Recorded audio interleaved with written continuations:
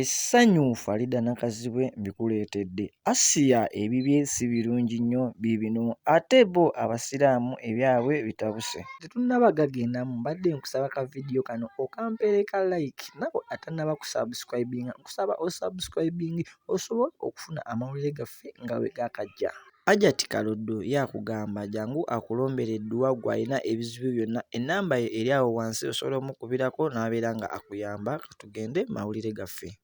Olunaku lwa leero Faridah Nakazibwe akutte omwana wa Bruno Kebreira n'amutwala out, n'amutwala ku photoshoot. Laba gwe ssanyu, laba omwana, laba essanyu. Era bannaye tukweyanza nnyo Faridah Nakazibwe ku kyokola ky'amaanyi nnyo. Weebale kubeererawo ku mwana ono omuto kubanga maama we yakafa. Weebale omubeereddewo nnyo, omulaze essanyu, laba akaana, laba essanyu gwe. Ebyo nga tubivuddeko, Asiya ye ebibye si birungi, mulwadde nnyo enjogerera wano, era yeetaaga buyambi, yeetaaga ekintu kyonna kyonna ekisobola okumuyamba kubanga nga olaba mu kavidiyo ako Asiya yeekyaye, buli kimu ky'aliko takitegeera butegeezi, era ye asaba kyonna kyonna ekibeerawo asobola okkikozesa, ne bwe kiba kigagi asobola okkinywa. Kamukuwe omwewulirireko. Nanti bateekamu omunyu gwe simanyi.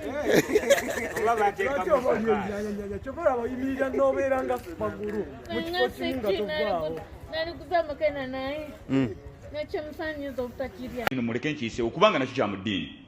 Abantu bagamba bamubuuza ku Zoom, yali asomesa abantu bayitirivu, ne mugaa Sheikh, waliwo abaseeka abagamba nti omuntu akkirizibwa okukozesa emimwa gye mu nsonga z'obufumbo eri mukyala we, ekyo mukitegedde, n'omukazi okubulojobinga omwami we.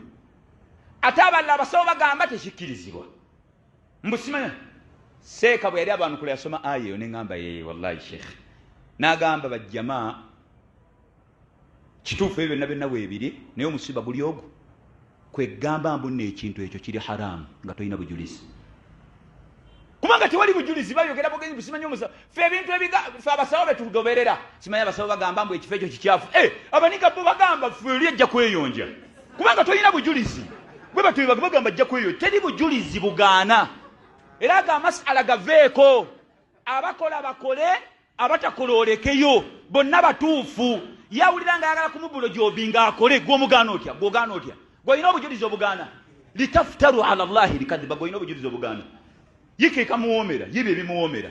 Era waliwo omuyaayi omu ku mulembe gwa Nabbi Muhammad, omuyaayi yasanga basahaba, omuyaayi yajje basahaba bali batudde, yali musajja Muyahudi, najja n'abagwamu n'abagamba mukimanyi nti olaba okulya ebisiyaga kitegeeza wadde olya mukazi wadde musajja tekikiri haramu, tekikkirizibwa. Okuyita mu kkubo lineyitamu obukyafu, ekyo kiri haramu. Naye ate okuyita eyo nga toyisemu eryo kkubo ng'ogenda kugukira wali mu zaabu, ekyo kikkirizibwa. Era wano mu Uganda ako bakayita akagooti. Kati omuyaayi Omuyahudi ku mulembe gwa Nabbi ajja, basahaba batudde, bino byegamba Kurani, basahaba batudde, n'abagamba mukimanyi tokkirizibwa kukola kagooti. Ng'agamba basahaba Omuyahudi oyo. Era n'abagamba, era senga oyita eyo n'omala ofuna olubuto, omukazi n'azaala, ebikoze bitya, ojja kuzaala omwana nga wandali, omwana namagoye. Allah kyeyakola okimanyi?